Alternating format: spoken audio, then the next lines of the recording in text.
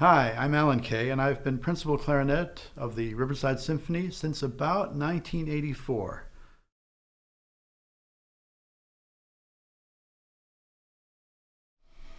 I grew up in Rochester, New York.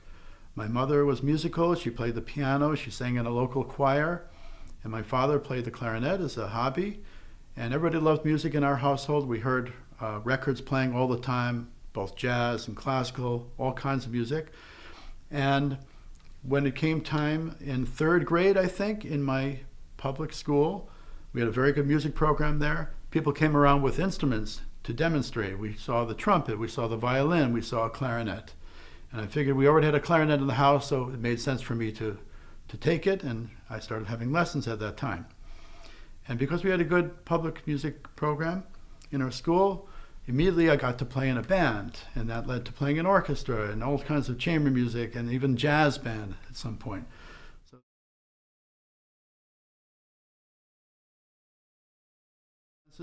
we have some of the greatest musicians in the world right here in our city, and all kinds of opportunities to play. We of course have the major institutions, but we also have great groups like the Riverside Symphony, lots of chamber music, lots of new music, lots of mixed forms. I've done some jazz, I've done some klezmer playing, and so on. So I feel lucky because I've been able to have a very varied career for all this time, and it's led me to play all kinds of music with the best possible musicians in some of the greatest halls, not only in New York, but around the world.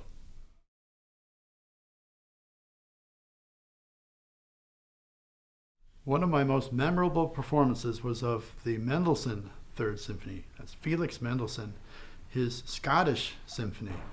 Mendelssohn wrote this piece when he was very young. He wrote most of his music when he was quite young, and unfortunately he died quite young. And this was as a result of his travels to Scotland.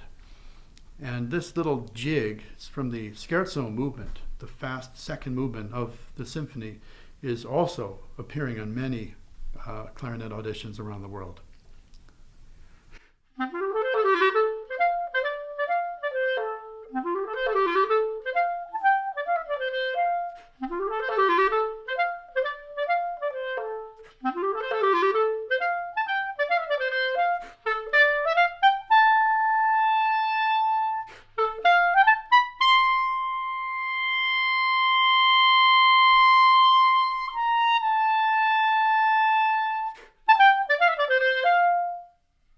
Let's hear what that sounds like with the real orchestra playing.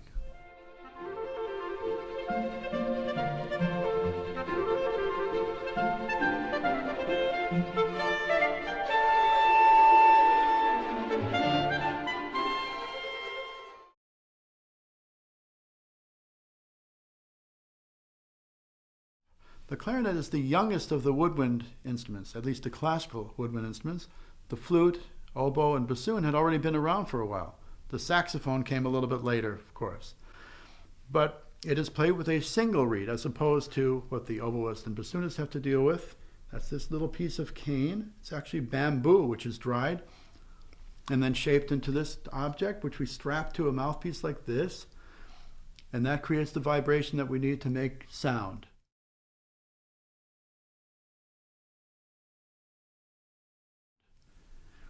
And the clarinet is distinctive in that it has three very specific ranges.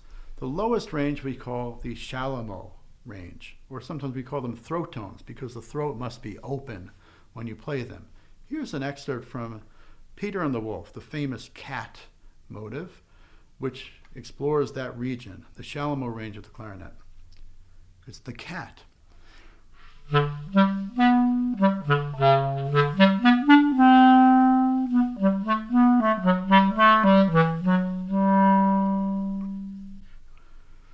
Then we go up a little bit higher into what we call the clarion range. This is a range that is very lends itself easily to singing, to melody, and all kinds of stuff like that.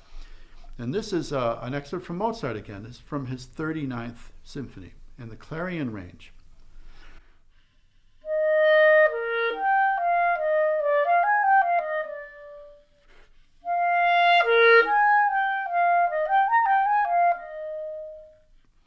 Like I said, it lends itself to singing in that range. Then we have, if we go up a little bit higher, a much more piercing range we call altissimo. And I always joke that it really should be registered, licensed to play, because it can hurt your ears if you're not careful. Here's a little excerpt from a piece by Igor Stravinsky, his great ballet Petrushka.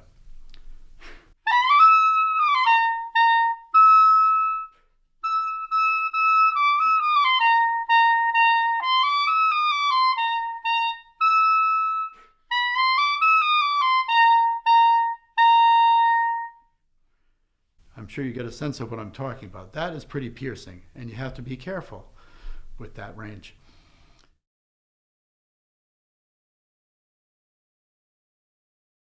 First of all, we know that it's well known in jazz. It was a great jazz instrument.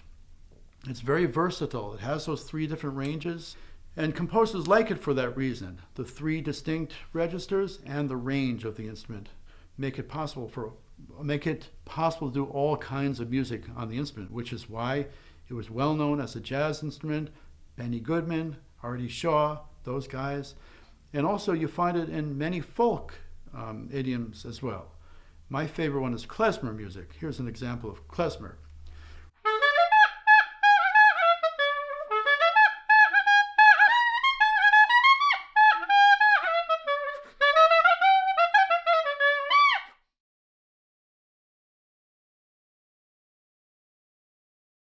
Like most instruments, the clarinet can do some strange things too, and composers like that.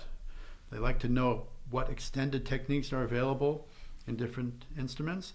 And as we've gone through music history into the 20th century and into the 21st century, we've had to do more and more of this kind of thing. So one thing that we have to contend with a lot they're called multiphonics, where you actually have more than one sound at a time. Now, we can't play a true chord like you can on a piano or even on a violin or a string instrument, but we can make these kind of screechy sounds called multiphonics. They can be a little bit on the ugly side sometimes, like this.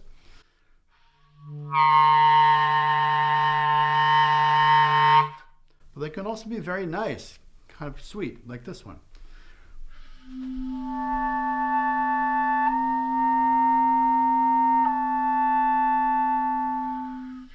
Sometimes we have to sing and play at the same time, so you get this kind of sound.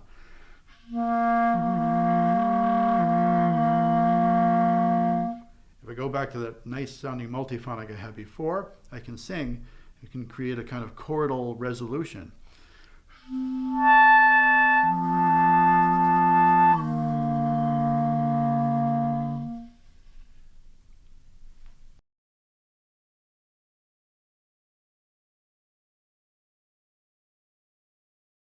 Probably the most iconic, most famous solo in all the clarinet literature is by George Gershwin. His famous Rhapsody in Blue for piano and orchestra, written in the 1920s. It sounds like this.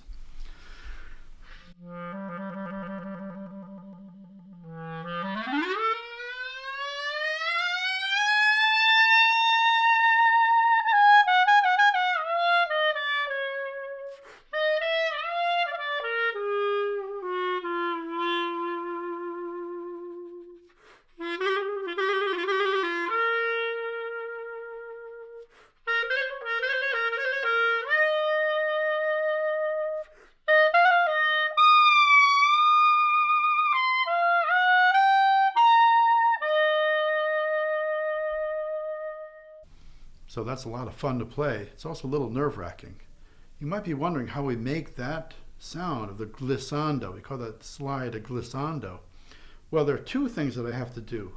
Once you reach a certain range, the clarion range actually that I mentioned before, you can start to slide your fingers, my right hand to the right and the left hand to the left like this. We get a little bit of this kind of sound.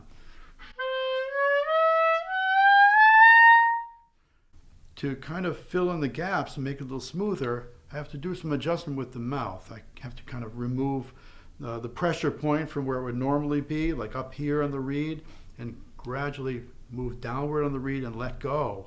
So the combination of the fingers moving and the adjustment of the lip can make that smoother glissando.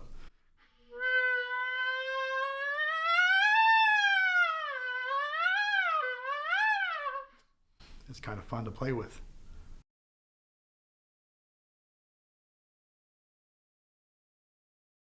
Beethoven, number 6. It's known as a pastoral symphony.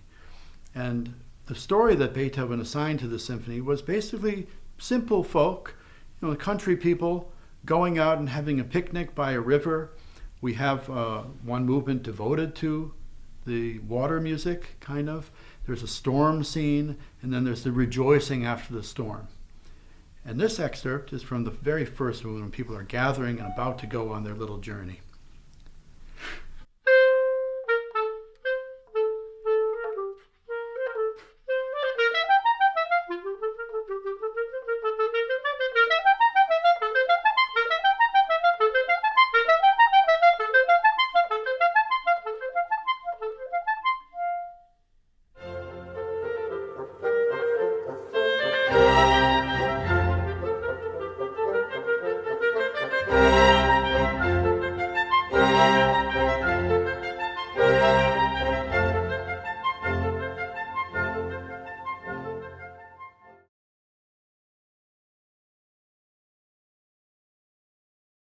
For me, a successful performance, and one that is satisfying, is when everybody's kind of on the same page, like you sense the energy in the room, you sense communication with the conductor, but also with your colleagues around you, and where you feel at the end, like you just cannot believe that you were part of this process. Well, thank you so much for watching. It's been fun to talk to you about the clarinet today. Hope you learned something about our instrument. And again, we hope we see you at the concert hall very soon. Have a great day.